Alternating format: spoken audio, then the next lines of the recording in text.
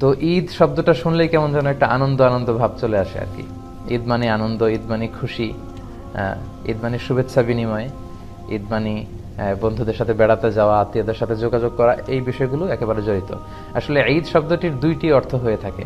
ঈদ শব্দের অর্থ যেমনি আনন্দ, আবার ঈদ মানে যেটা বারবার ফিরে আসে। আদা ইয়াউদু, আদা ইয়াউদু মানে যেটা বারবার আসে, বারবার ফিরে আসে। তো ঈদ হচ্ছে এমন একটি আনন্দ উৎসব যেটা বছরান্তে দুবার ফিরে আসে, প্রতি বছর।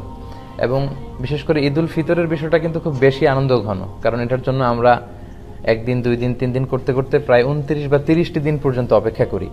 এজন্য বিষ্ণু ইসলাম বলেছেন যে লিসাইমি ফারহাতান, ফারহাতুন ইনদা ফিত্রি ওয়া ফারহাতুন ইনদা লিকাই রাব্বি। যারা সিয়াম পালন করে তাদের জন্য দুটি আনন্দের বিষয়। এক হচ্ছে তারা যখন 29 দিন বা 30 দিন রোজা রেখে তারপরে শাওয়ালের 1 তারিখে যখন তারা খাবার গ্রহণ